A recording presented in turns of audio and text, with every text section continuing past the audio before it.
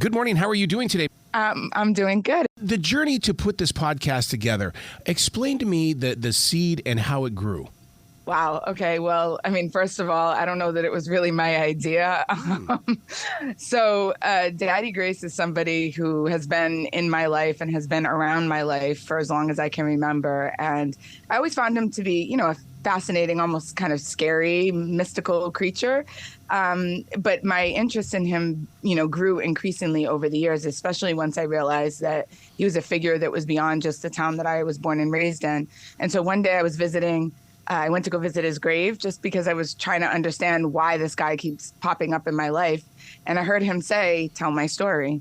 So I tried to ignore that. And that went on for about 3 years. And then finally, a book that I had of him fell right in front of my face off my bookshelf. And I was like, okay, I guess it's time for me to tell this story. Oh, man, I totally get into that spiritual walk right there because, there are so many times that writers and even authors, they'll ignore moments like that and all of a sudden they think they're going to silence it. It's not. It's going to be with you for many, many years. I love that journey. So it was quite crazy, and I didn't anticipate it. To put it into words, though, because it's one thing to write it out. It's one thing to do a podcast, because I always believe that when you're podcasting, I can hear your pitch, volume, and tone. I can hear your inflection. In writing it and to plan for it, what voices did you hear? Yeah, writing was a little bit different because you're absolutely right. It's one thing the way that we talk. It's another thing the way that we write for somebody who's going to be reading your material. But in podcasting, it's a totally different approach. So I worked with a team. I had a great team. Shout out to them, Marissa Brown, Daryl Stewart. We worked with Darren Burnett, and the team was just phenomenal in helping me put it together and really drawing on, a lot of different voices, not just my own, but people who could speak to the times that Daddy Grace lived in, but also some people who knew him or people who were involved, a lot of periphery people, because of course he's been dead since 1960. Wow. But his legacy, though, began way before that, did it not? Yeah, no, it did. He came to the United States in 1904. And he actually came back and forth a few times before he decided to settle. And he started his church and the United House of Prayer. He started at first in West Wareham, Massachusetts. And, once he did that, he started the church in 1919, and then he wrote bylaws. So, his legacy is really one that has spanned not only the area that he grew up in, but around the country. He ended up with over 300 churches and millions of members of his church. So his journey and his legacy was something that did not die when he did. This was before there was a megachurch. He had a megachurch. He did. Yeah, I like to think of him as one of the forerunners or pioneers of a megachurch. Nobody kind of did it like Daddy Grace. He was a very eccentric character. He was really flamboyant. He would literally, when he would go to the bank, he would have his attendants roll out the red carpet for him. He would walk into the bank with bags of money. But people just adored him. He started out. He had a really interesting method. He understood marketing. He understood, how to get the word out. So he would have people, when he would go to different towns, he would have people go before him. They would drive in, a gospel car that had writing all over it that would let people know that he was coming to town. They would set up musicians on street corners. They would take out full-page ads in local newspapers and let people know he was going to be in town. So he started out with just tents, just revival tents, and people would come, and then he would do these massive baptisms in public spaces like lakes, rivers, oceans. In New York, he'd do them by fire hose. And, that was quite the spectacle. And so he must have been incredibly charismatic and powerful because people believed in him and they just followed him. Was he following the word of God by the Bible, or was it his interpretation of what was going on?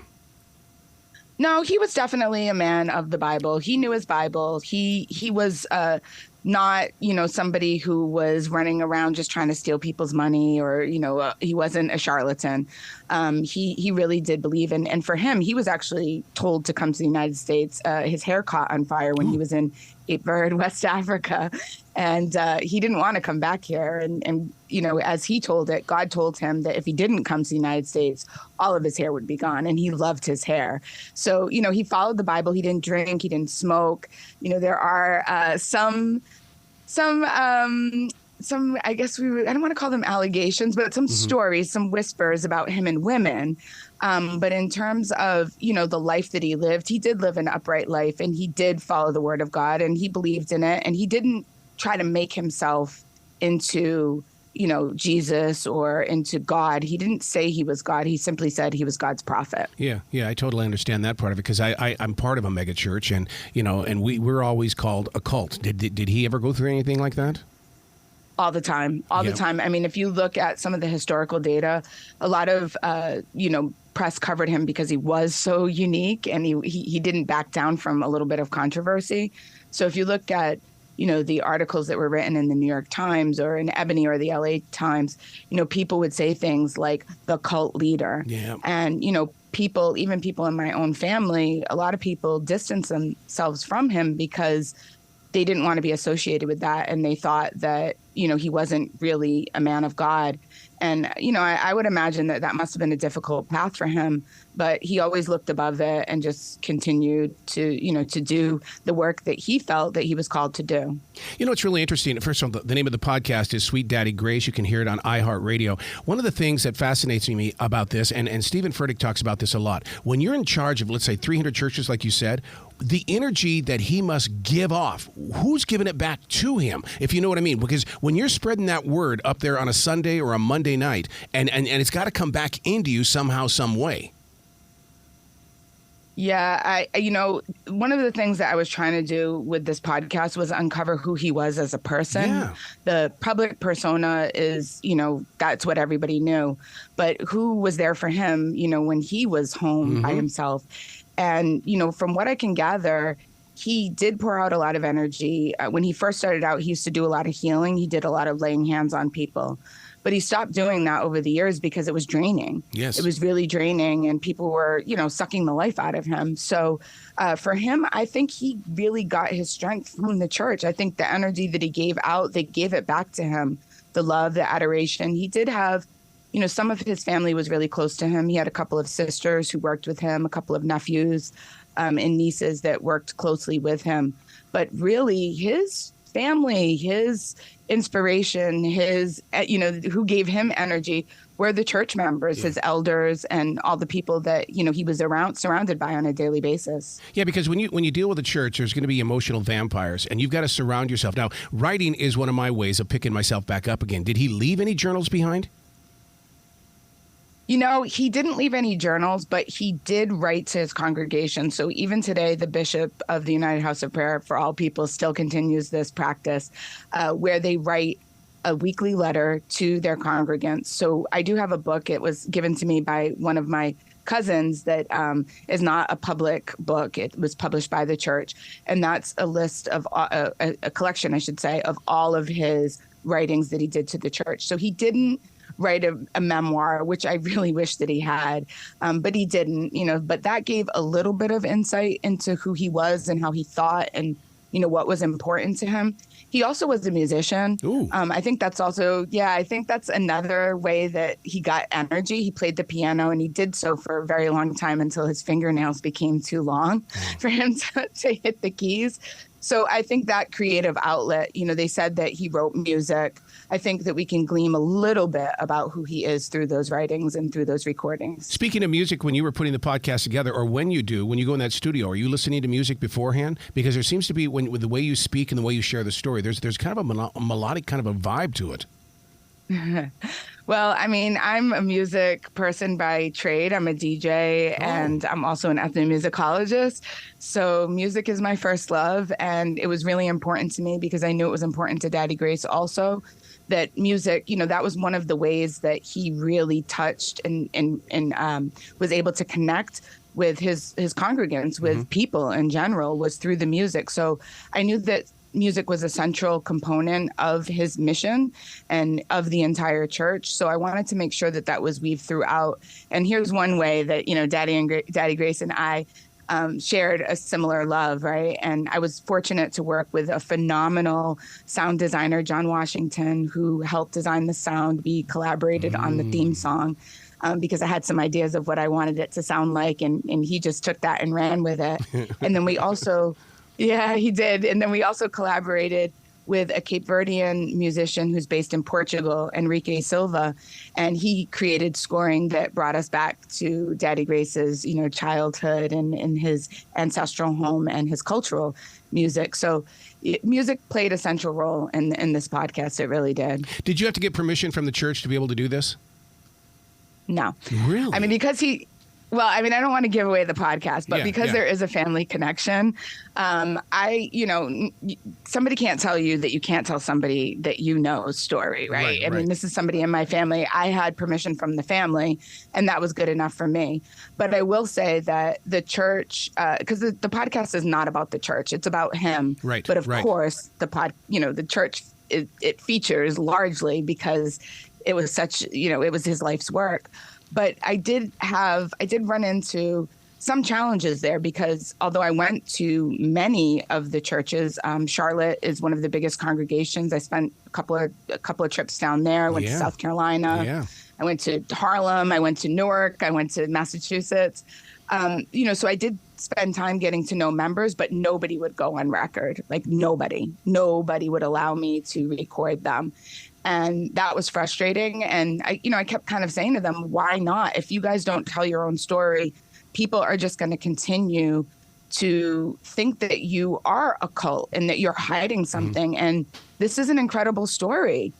I mean, like millions of people have benefited from this church because Daddy Grace wasn't just about, the church. He was also about teaching people cooperative economics and how to build better lives for themselves. So the influence is really wide. And I feel that it's important that they tell their story, but they didn't want to go on record. But you're so right about that, because when you share the story, that to me is community. And when you take that community, you reach beyond the four walls of the church. And it really does sound like that's what this church is all about in the way, because I'm here in Charlotte. I mean, I know what the impact is. And you come, you have been here and everything like that. You know what it's like to be in the Bible Belt and how serious they take the word. Yes, they do. And, it's a community. It's not just, a house that you go to on a Sunday and, I don't know, pray or talk about your ills No, it's a real community. I mean, people's lives are built around this church. It's generational. They marry other people who are church members. They work together. People have built businesses together. People have learned how to build businesses through the church structure. And, that's really, really, really powerful. We often talk about, the ways in which education, things like that people advance themselves. But people don't often look at these church structures and see how building community in this kind of way is another path to success and is another path to, really changing your life. Did he have a love for the land? And the reason why I bring that up is because a coffee farm in Brazil, a chicken farm in Cuba, that to me, both of those serve the earth as well. And, great Mother Earth, is so giving as well. Well, I think as somebody who was Cape Verdean, for those that are not familiar with it, it's a place that has a lot of agricultural challenges to it. There are times where we've had great drought where it didn't rain for 10 or 20 years. And so food has been a central theme for all Cape Verdeans. A lot of people have died of starvation. So I do think that Daddy Grace, we have a saying called pé no chão, which means like your foot is on the ground. And Cape Verdeans in general are very rooted in the earth because it's so essential for survival. Whether the crops came or didn't come, whether it rained or didn't come, you're constantly at the mercy of the weather and the land for your own survival. And of course, that's changed now. But in Daddy Grace's time, people were really dependent on those things. So I think for him, this idea around growing your own food and being able to, sustain yourself was really important. If you look even at the churches, people that do know the house of prayer, if they've never been in a building, they oftentimes know the food. There's a kitchen in almost every single United House of Prayer around the country. And, when I was growing up, if you didn't have money, they would feed you for free. Yep. And that remains and still is today. You can go there and get a fresh, hot meal for free if you are broke. And I think that his childhood really marked him, this idea of people having to leave the country and immigrate because they were starving. That was something that I think really drove him in his ways in which he built this system to care for his children, as he called them. Oh, my wife and I know that kitchen all too well, because the thing about it was the preacher would go and go and go, and we're thinking, we got to get that kitchen started here, man, because people are going to be coming here knocking on our door to have lunch. And I mean, but we served in that kitchen so many times. Oh, wow. That's so cool. Yeah. And what's your favorite dish? Well, Lee, what did we have? There was always macaroni and cheese. There was always green beans. There was always, I mean, the chef there would always do like a Salisbury steak type. I mean, but that's where we learned how to, to serve the community through the shelters, because then we went to the men's shelter and served there for years, because wow. It's a side of the community that people are ignoring, and you can't do that. When I think of them as being geniuses, because if something ever happened to this nation, the smartest people on the planet are the ones that are going to survive, that are survivals, and they can survive, and I'm going to be running to them to learn how to do it. Yes, I'm with you. I'll be right there. But no, when you speak of that kitchen, see, a lot of people don't know that about that kitchen. Yeah. I mean, when I was a kid, that's because I grew up right around the corner from the House of Prayer. That was like a thing for us. We would always hear the music. My family told me not to go in the church. So I never attended a service when I was a kid, but the music was always, we would hear it all the way down the block, and you'd smell the food. Yeah. So we kids, we'd get together, we'd put together our little, coins, whatever we had, and we'd go in, and they always served us. They always served us with a smile. And so, it was nourishment, not just for the body, but also for the soul. It is, yep. And I think, Daddy Grace really understood that. He really understood that was one way to get to people and to appeal to their spiritual nature. Create the conversation. I'm going to provide the place. Just get that conversation started. Yes. So what have you personally learned from this? Because really, you're going back to the origin. You're going back to a time in history and his journey up to 1960 that none of us know because they don't preach it. And that's the thing about it. I just wish that we could learn from those that were there during the hardest times. I mean, look at depression that he grew through and the rebuilding of the nation. Yeah, I mean, it really was a difficult time. And, we oftentimes, especially during the pandemic and after the pandemic, we look at life and we're like, oh, this is the worst time in human history. Right. But when you look back and you see all of the things that people have gone through before us, you realize that we actually kind of have it somewhat easier in some ways.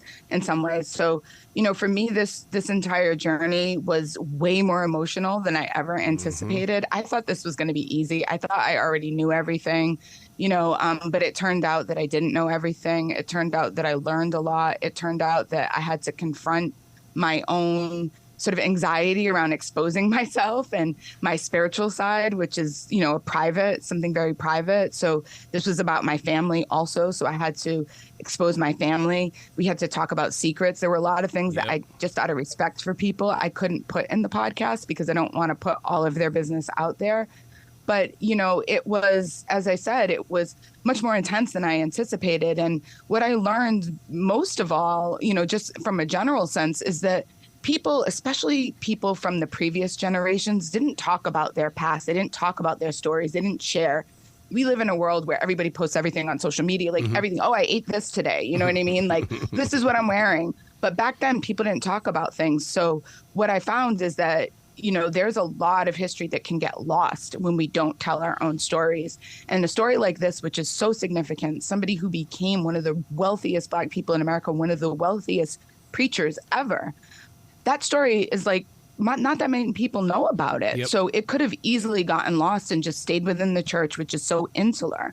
So the biggest lesson for me is that you have to tell your own story, if not for your own, for your own family, your own legacy, but definitely for the world. And if you've done something great, if you don't toot your own horn about it, nobody will. My mantra has always been, share your story or someone will write it for you. I live by that every single day. You've got to come back to this show anytime in the future. I love your voice. I love the way that you're reaching out and you're teaching a generation that needs to know. Well, thank you so much. It's really been a pleasure being here. I would love to come back anytime that you've had me. And when I come down to Charlotte, I'll say hello. We got to get together. We got to go to the kitchen. Let's go do it. Let's go serve. Let's go do it. You have a brilliant day today, okay, Marcy? You too. Thank you so much.